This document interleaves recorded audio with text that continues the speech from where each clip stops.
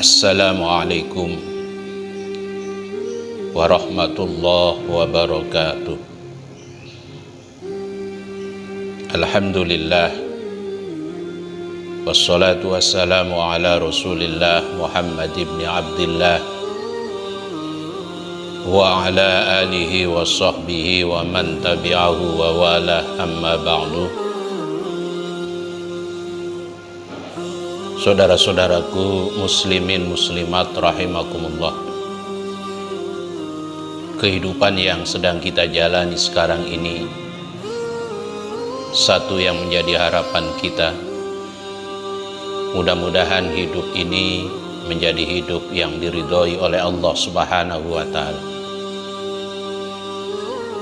Sebab dengan ridho Allah, yakin kita akan menjadi manusia yang mendapatkan kebahagiaan, baik kebahagiaan dunia maupun kebahagiaan di akhirat kelak. Untuk menjadi manusia yang diridhoi oleh Allah, para ulama mengatakan terlebih dahulu kita harus mengenal Allah. Untuk bisa kenal dengan Allah, maka kita harus mengenal diri kita sendiri. Tanpa kita kenal dengan diri kita, sulit rasanya kita kenal dengan Allah. Dan itu yang dikatakan oleh baginda Rasulullah di dalam salah satu hadisnya, man arafa nafsahu faqad arafa rabbah.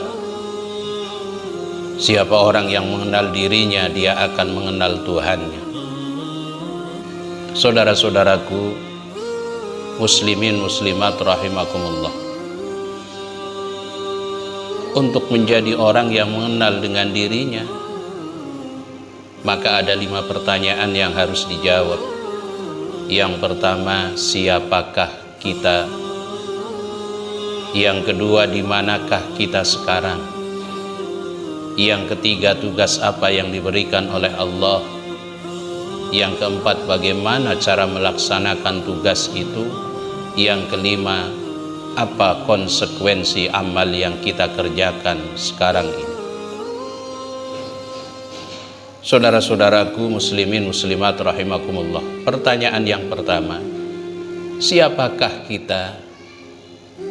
Jawabannya, kita adalah makhluk ciptaan Allah, makhluk yang diberikan kekuatan oleh Allah, makhluk yang diberikan kehidupan oleh Allah, makhluk yang diberikan anugerah rizki oleh Allah, dan kita akan kembali kepada Allah. Kehidupan dunia hanya sementara.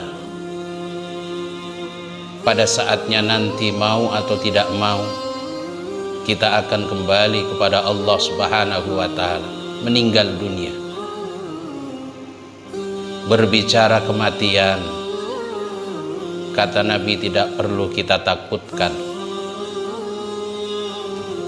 Yang namanya mati, ditakuti atau tidak, pasti akan datang menjemput kita. Oleh karena itu, karena kita akan kembali menghadap Allah Subhanahu wa Ta'ala, kita harus pikirkan mulai sekarang ini, pada saat kita meninggal dunia nanti, sudahkah kita punya bekal yang cukup? Karena bekalnya mati bukan harta, bekalnya mati bukan materi, tapi satu-satunya yang menjadi bekal dan akan menyelamatkan kita adalah amal ibadah kita kepada Allah. Itulah makanya Nabi bersabda, yutba'ul mayyit bi thalathin, diiringi orang yang meninggal dunia dengan 3 kelompok. Ahluhu, yang pertama keluarganya, wa maluhu yang kedua hartanya, wa amaluhu yang ketiga amal ibadah. Pada saat jenazah itu dimasukkan ke liang lahat, kemudian ditimbun dengan tanah, 3 golongan, 3 kelompok yang mengiringi, 2 akan kembali ke tempat asalnya. Yang pertama keluarganya, yang kedua hartanya. 1 yang akan menemani kita yaitu amal ibadah kita kepada Allah Subhanahu wa ta'ala. Hanya ada 1 harta yang menemani kita sesaat, yaitu kain kafan.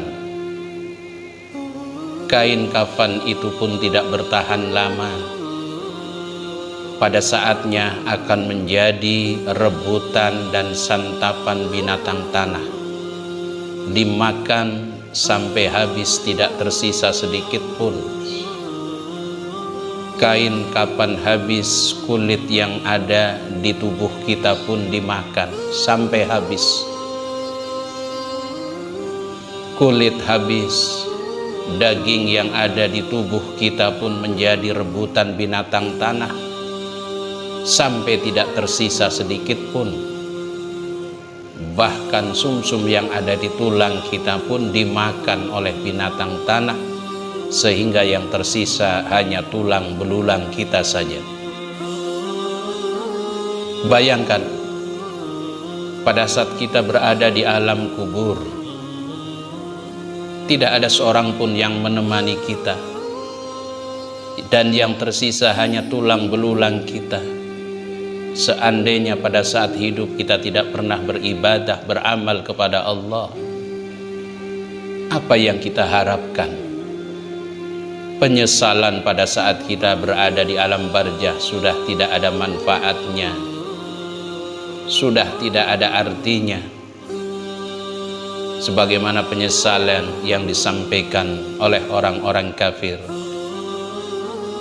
yang di dalam Al-Quran Allah berfirman, hatta idza jaa ahadahumul maut qala rabbirji'un la'alli a'malu sholihan fima taraktu.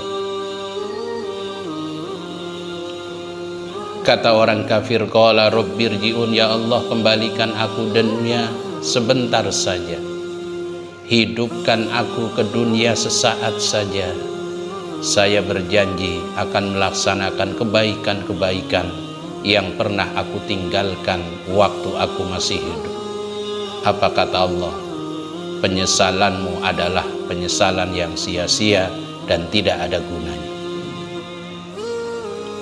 Jadi pertanyaan yang pertama, siapa kita? Kita adalah makhluk ciptaan Allah dan akan kembali kepada Allah Subhanahu wa ta'ala. Pertanyaan yang kedua, di manakah kita sekarang? Kita hidup di alam dunia sekarang ini ada di bawah kasih sayang dan kekuasaan Allah. Kesehatan kita karena kasih sayang Allah, ilmu kita karena kasih sayang Allah, harta kita karena kasih sayang Allah, dan hidup kita dalam kekuasaan Allah, dalam pengawasan Allah, dalam pantauan Allah. Itulah makanya baginda Rasulullah SAW hidup, kalau kita ingin selamat, jadilah manusia yang baik dengan Allah, baik dengan sesama manusia. Al-Quran sering menyebut hablum minallah, hablum minannas, sehingga Nabi bersabda, irhamu man fil ardi yarhamkum man fis sama. Sayangi makhluk Allah yang ada di muka bumi, niscaya kamu akan disayangi oleh Allah Subhanahu wa ta'ala. Bukankah pada saat kita sholat, muftatahatun bit takbir wa mukhtatamatun bit taslim, sholat diawali dengan takbiratul ikhram, diakhiri dengan salam.